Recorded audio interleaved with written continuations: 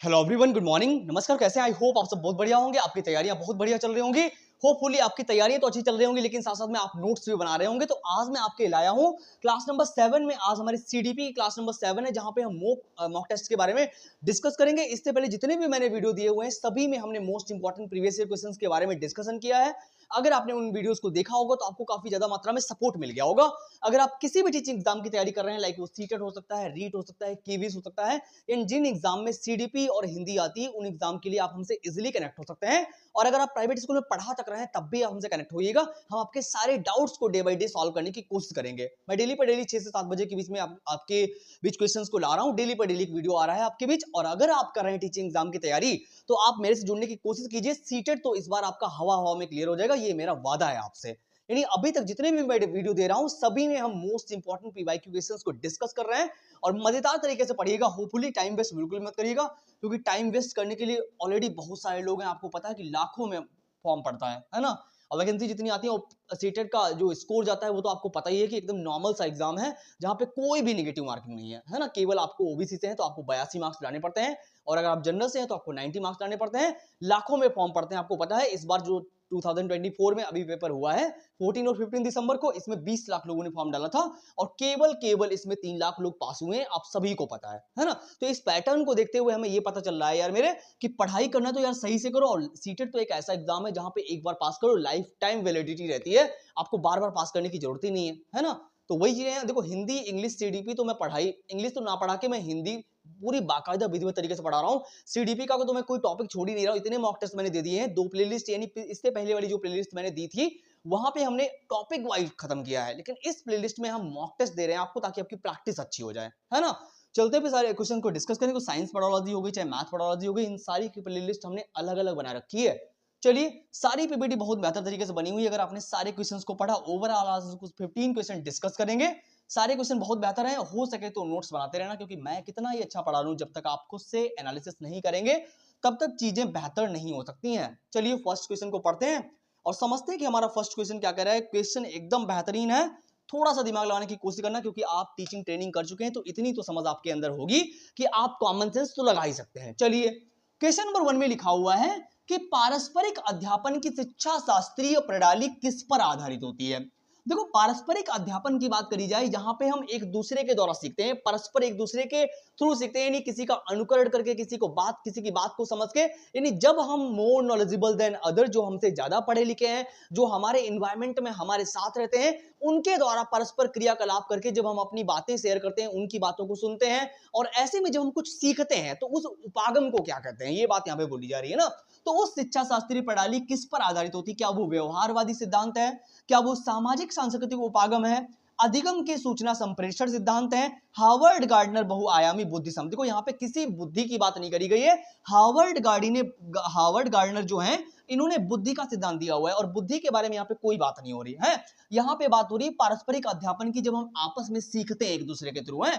तो अधिगम के सूचना संप्रेषण, देखो अधिगम की बात तो आपको, अधिगम में टॉपिक पूरा दे चुका हूं आपको।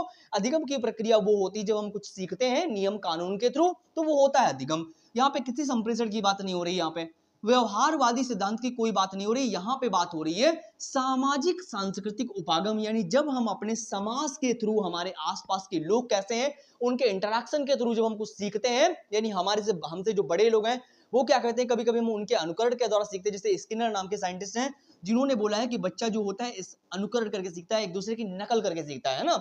तो ये सारी बातें को, ऑप्शन नंबर 2 जो है हमारे पास एकदम पॉजिटिव है, कि हम अपने समाज से, हमारे आसपास के लोगों से इंटरेक्ट करके ज्यादा चीजें सीखते हैं। और यहाँ पे इसी की बात करी गई थी, पारस्परिक अध्यापन, जब हम एक दूसरे के द्वारा सीखते हैं, है ना।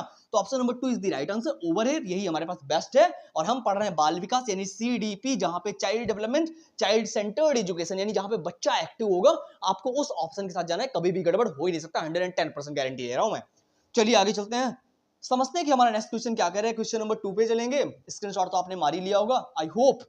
चलिए क्वेश्चन नंबर 2 को पढ़िए, एकदम मजेदार क्वेश्चन है, बढ़िया। होपफुली आपकी तैयारियां बहुत बेहतर चल रही होंगी, और आप इस बार सीटेट में धुआं करने वाले होंगे, मुझे लग रहा है। मजाक मस्ती चलनी चाहिए, और आप मौज मौज में सीख रहे होंगे, ये मेरी गारंटी है आपसे। चलिए, क्वेश्चन नंबर 2 में लिखा हुआ है कि एक शिक्षिका देखती है कि उसकी कक्षा में एक बच्चा पहले से क्रेयॉन से बड़े बड़े रेखा चित्र बनाना सीखता है, और बाद में वृत्त और वर्ग जैसी सटीक आकृतियां बनाना सीखता है।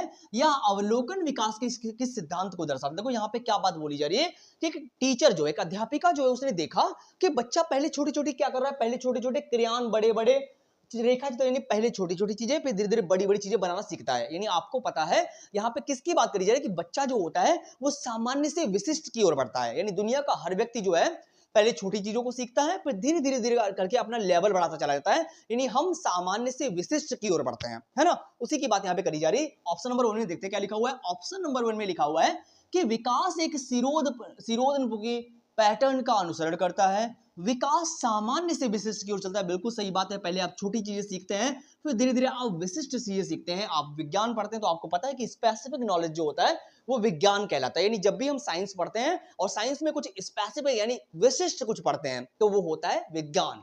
ठीक है, आगे चलते हैं। लिखा हुआ विकास पर्यावरण की तुलना में आनुवंशिकता से अधिक प्रभावित होता है। ये बात एकदम गलत है, क्योंकि विकास की जो प्रक्रिया होती है, यानी जो डेवलपमेंट की प्रक्रिया होती है, वो एनवायरमेंट और हेरिडिटी के गुणनफल के बराबर होती है। यानी दोनों जो विकास जो होता है वो एनवायरमेंट यानी जो हमारा पर्यावरण है और हमारी आनुवंशिकी जो हेरिडिटी है, दोनों इसमें अपना बराबर बराबर योगदान देते हैं। दोनों का बराबर इंपॉर्टेंस है। आप ऐसा नहीं कह सकते कि आनुवंशिकता ज्यादा इंपॉर्टेंस रखती है या एनवायरमेंट ज्यादा इंपॉर्टेंस रखता है। यानी दोनों का बराबर योगदान है आपके विकास में, डेवलपमेंट में। विकास एक असतत प्रक्रिया है, ये बात गलत। विकास एक सतत प्रक्रिया है, कॉन्टिन्यू प्रक्रिया है। यानी ये जीवन पर्यंत चलता रहता है, गर्भ से कब्र तक चलता है विकास, है ना। जरूरी नहीं कि आज आपकी हाइट बढ़ गई, वेट बढ़ गया, आप कल आप ऐसा कुछ नहीं होगा। डेवलपमेंट की प्रक्रिया हमेशा चलती रहती है। हमारे पास एक ही ऑप्शन नंबर जो 2 है एकदम पॉजिटिव है कि विकास जो होता है वो सामान्य से विशिष्ट की ओर चलता है। यानी पहले आप धीरे धीरे करके छोटी छोटी चीजें सीखते हैं, बाद में आप बड़ी बड़ी चीजें करके सीख जाते हैं। जैसा कि क्वेश्चन में लिखा हुआ है कि पहले क्रेयॉन या बड़े बड़े रेखा चित्र बनाना सीखता है और बाद में वृत्त और वर्ग जैसी सटीक आकृतियां बनाने लगता है। यानी पहले छोटी चीजें सीखेगा और बाद में उसको करेक्ट नॉलेज जब हो जाएगी तो सटीक आकृतियां बनाने लगेगा। भाई बच्चा जो है शुरुआत में पहले सर्कल गोल थोड़ी ना बनाएगा। बच्चा जो है शुरुआत में कुछ भी ऐसे रेखा चित्र बनाएगा, बाद में जब उसको नॉलेज हो जाएगा तो वो एकदम गोल आकृति बनाएगा, है ना। समझ रहे हैं? चलिए, आई होप आपको ये बात भी समझ में आ गई होगी। तो option number 2 is the right answer over here. आगे चलते हैं, समझते हैं कि हमारा क्वेश्चन नंबर 3 क्या कर। देखो यहाँ पे अजर्सन और रीजन की बात करी गई। किसकी बात करी गई? अजर्सन और रीजन की बात करी गई। क्योंकि आपको पता है कि सीटेट का पैटर्न बहुत दिनों से चेंज नहीं हुआ है, जिसकी वजह से क्या हुआ, क्वेश्चन पूछने का तरीका इन्होंने थोड़ा सा डिफरेंस कर दिया, थोड़ा सा बता दिया। पहले क्वेश्चन डायरेक्टली आता था, लेकिन अभी इन्होंने एक कथन देते हैं और एक रीजन देते हैं, फिर पूछते हैं कि दोनों सही हैं या दोनों एक दूसरे के लिए गलत हैं या दोनों एक दूसरे के लिए सही हैं या दोनों गलत है, मुझे बताइएगा। देखते हैं स्टेटमेंट 1 क्या कह रहा है। का अभिकथन ए में लिखा हुआ है कि सामाजिक एक बच्चे के व्यक्तित्व और व्यवहार को आकार देने में महत्वपूर्ण भूमिका निभाता है। मे भी एकदम बढ़िया बात बोली गई है यहाँ पे। सामाजिक अड़ का मतलब होता है सोशलाइजेशन।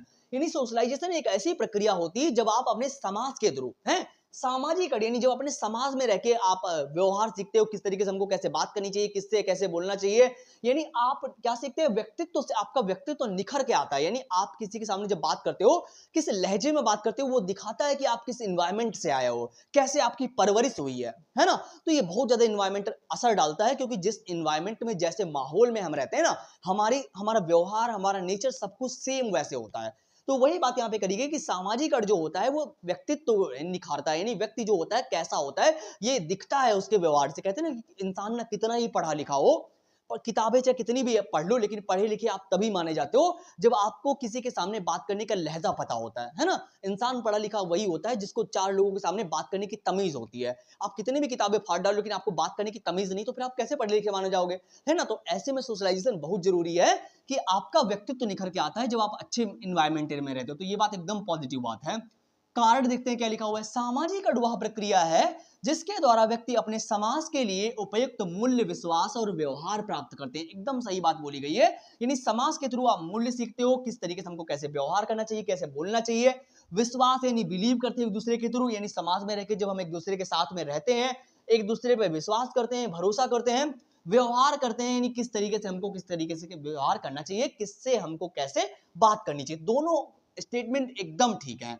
यानी ए भी सही है और आर भी सही है, और दोनों एक दूसरे की व्याख्या भी कर रहे हैं। तो क्या बोलेंगे, A and R is the right and R is the correct explanation of A. यानी हमारा ए ऑप्शन एकदम करेक्ट है। First option is the right answer. Over here हमसे यही बात पूछी गई थी, दोनों बातें एकदम सही है। हमारे स्क्रीनशॉट। बढ़ते हैं आगे, समझते हैं, देखते हैं आगे क्या बात बोली गई। क्वेश्चन नंबर 4 पे चलेंगे।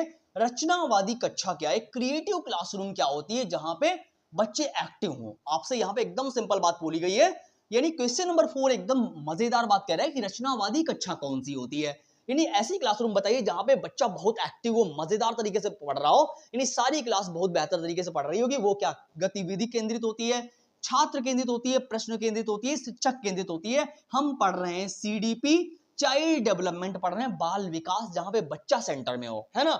बच्चे को प्रायोरिटी देनी है, यानी छात्र केंद्रित, चाइल्ड सेंटर्ड एजुकेशन होनी चाहिए। कैसी होनी चाहिए, चाइल्ड सेंटर्ड, यानी जहां पे बच्चा एक्टिव होगा, हमको उसी के साथ में जाना है। Option number 2 is the right answer. Over here ये सारे के सारे ऑफिशियल आंसर की है, और इतना कठिन यहाँ पे कुछ ऐसा है नहीं जो आपको समझ ना आ रहा हो। बहुत बेहतर क्वेश्चन है और एक ही बार में आपको समझ में आ जाएगा अगर आप पूरी क्लास देख रहे हैं। होपफुली क्लास आपको अच्छी लग रही हो तो प्लीज यार लाइक शेयर कर देना, ताकि जब भी मैं एक नया वीडियो बनाऊंगा तो आपके पास कम से कम नोटिफिकेशन आ जाएगा, है ना। चलिए क्वेश्चन नंबर 5 को पढ़ते हैं और समझते हैं कि हमारा क्वेश्चन नंबर 5 क्या कह रहा है।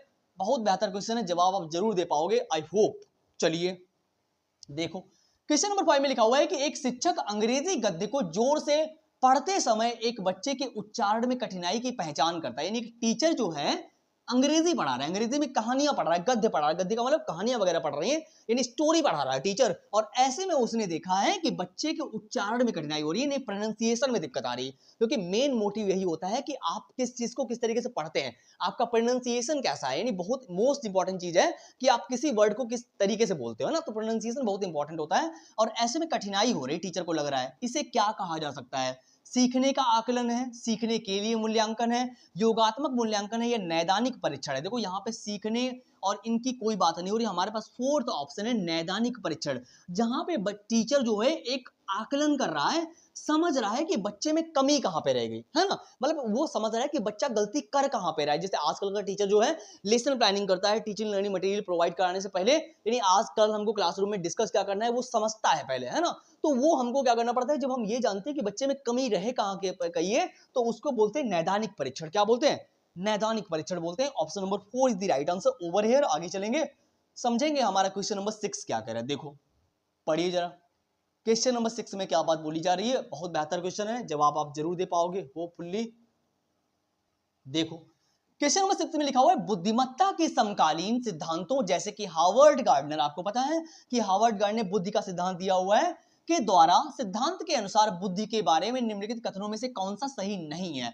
यानी हमसे इन्होंने निगेटिव पॉइंट पूछा हुआ है कि कौन सा सही नहीं है बुद्धि के बारे में, वो भी हार्वर्ड गार्डनर के अकॉर्डिंग। देखो ऑप्शन नंबर 1 में लिखा हुआ है कि बुद्धिमत्ता को मानकीकृत परीक्षाओं के द्वारा सटीक रूप से बतलाया, क्या लिखा हुआ है, बतलाया जा सकता है। मे भी अच्छा ऑप्शन है कि जो हमारी बुद्धिमत्ता होती है उसको मानकीकृत परीक्षाओं के द्वारा सटीक रूप से बतलाया जा सकता है। आजकल इतनी मशीनें बन गई कि आपकी बुद्धि परीक्षण आसानी से किया जा सकता है, आईक्यू लेवल के थ्रू उसका फॉर्मूला भी दिया गया है ना। बुद्धिमत्ता के अंतर्गत कई स्वतंत्र बुद्धियां होती, ये कोई बात हुई है, कई स्वतंत्र बुद्धियां होती बुद्धिमत्ता के अंदर।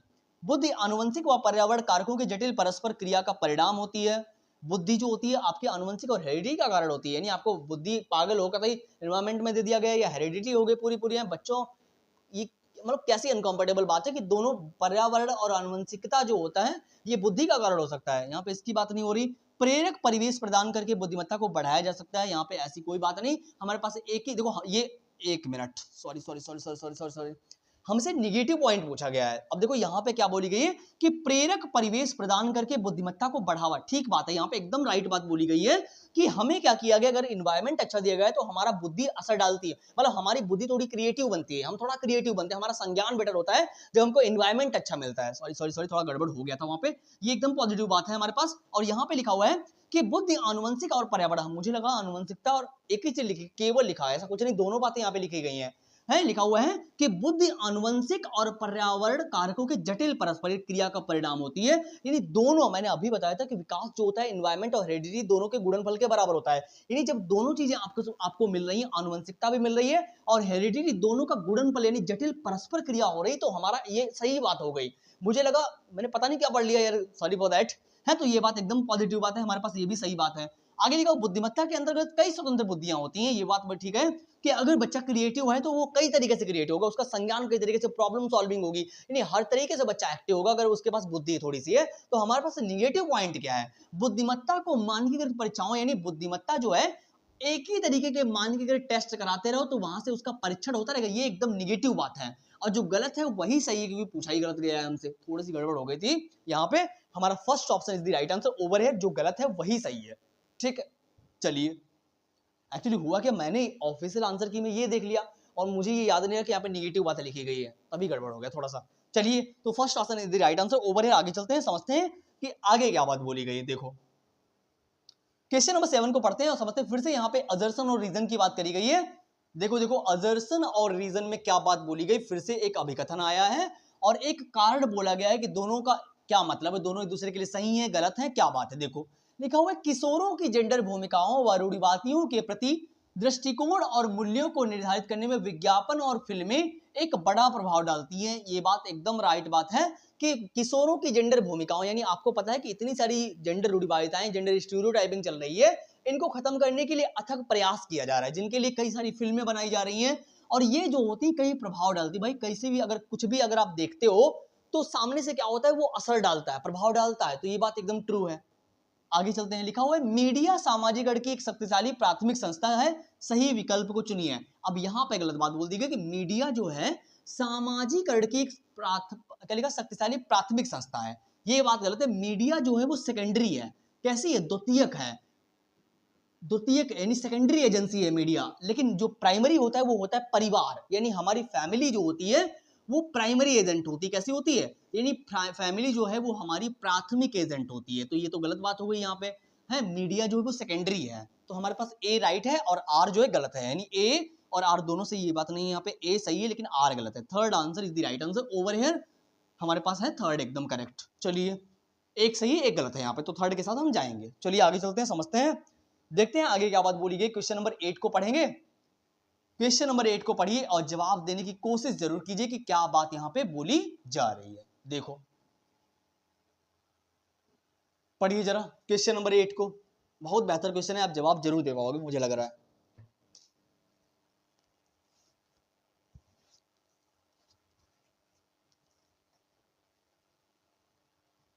देखो क्वेश्चन नंबर 8 में लिखा हुआ है कि कक्षा में क्रिकेट पर हो रही चर्चा में एक अध्यापक लड़कियों की अपेक्षा लड़कों को अधिक अवसर दे रहा है, ऐसा करके वह क्या कर रहा है।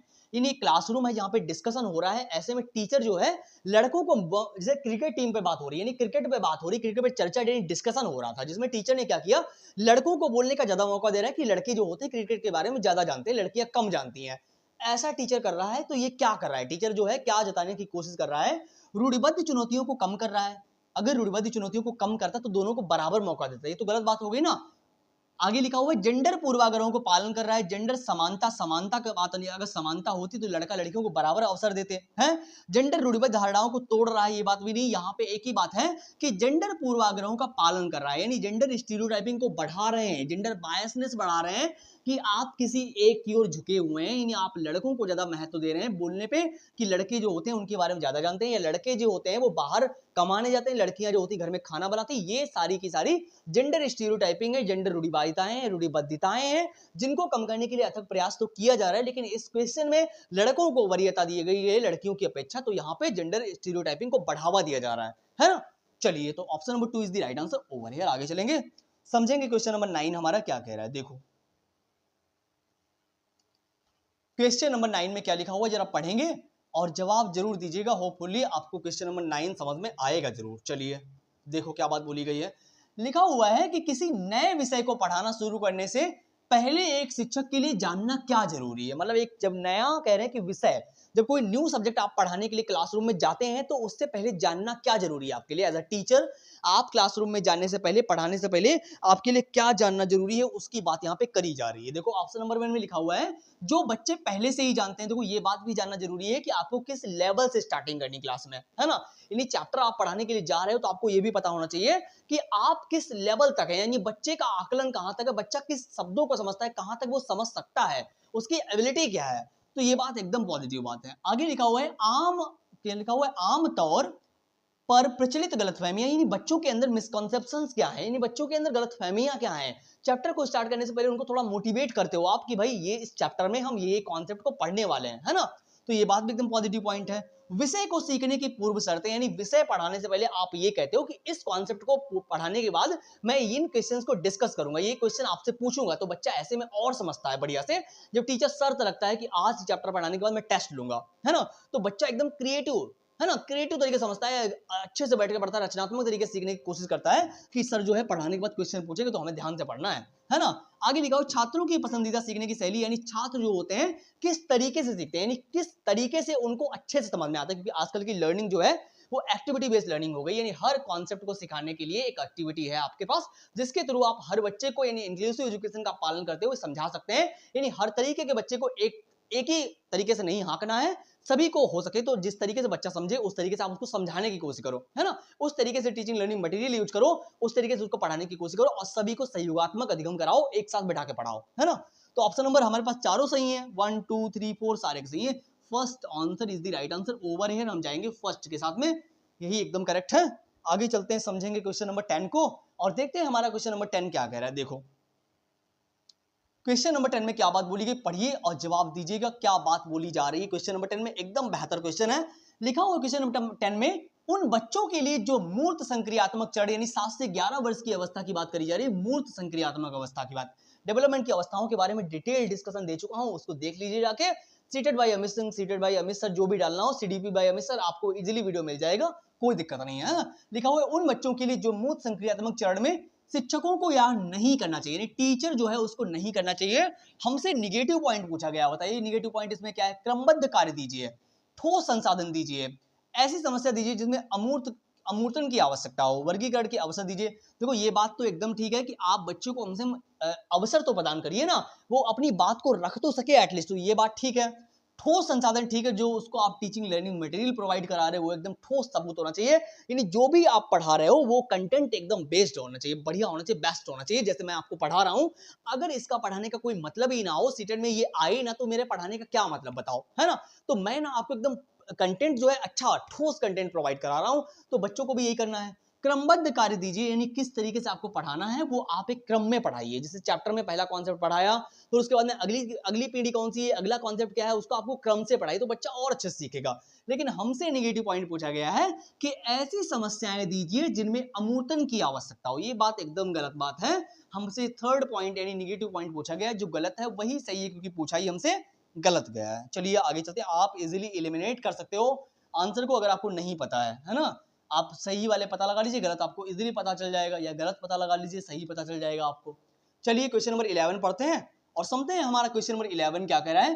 भावना के वर्त, क्या लिखा हो, भावना के वर्तमान मनोवैज्ञानिक सिद्धांत संज्ञानात्मक और भावात्मक प्रक्रियाओं के बीच संबंध की संकल्पनात्मक, क्या लिखा, संकल्पना इस प्रकार करते हैं। भावना के वर्तमान मनोवैज्ञानिक सिद्धांत, चलो किसकी बात करें, भावना के वर्तमान मनोवैज्ञानिक सिद्धांत संज्ञानात्मक और भावात्मक, यानी इसकी बात करें, संज्ञानात्मक की बात करी जा रही है और भावनात्मक की बात करी जा रही है। प्रक्रियाओं के बीच संबंधों की संकल्पना क्या कहलाती है, किस प्रकार करते हैं, यानी आपका संज्ञान जो है और आपका जो इमोशन है, यानी जो आपके इमोशंस हैं और आपका संज्ञान, आपकी सोचने समझने की क्षमता, आपकी प्रॉब्लम सॉल्विंग, आपके मेंटल एबिलिटी जो दिमाग में चल रहा है, ये आपस में कैसे एक दूसरे को प्रभावित करते हैं, नहीं प्रभावित करते हैं, कैसे है ये है। केवल संवेग ही संज्ञान को प्रभावित, केवल जहां पे दिख जाए आप आंख बंद करके काट दो, केवल नहीं, केवल संज्ञान संवेग को प्रभावित करता है ऐसी कोई बात नहीं यहाँ पे बोली जा रही। एक दूसरे से स्वतंत्र है, यानी ऐसा है कि संवेग अलग जा रहा है, संज्ञान अलग जा रहा है, आप सोचते अलग तरीके से हो, आपकी फीलिंग अलग तरीके से, ऐसा कुछ है। ये एकदम निगेटिव बात है, हमारे पास एक ही सही है कि एक दूसरे से जुड़े हुए हैं, यानी हमारा संज्ञान जो होता है और हमारा संवेग जो होता है वो आपस में गुथे हुए हैं। जिस तरीके से हम दिमाग में सोचते हैं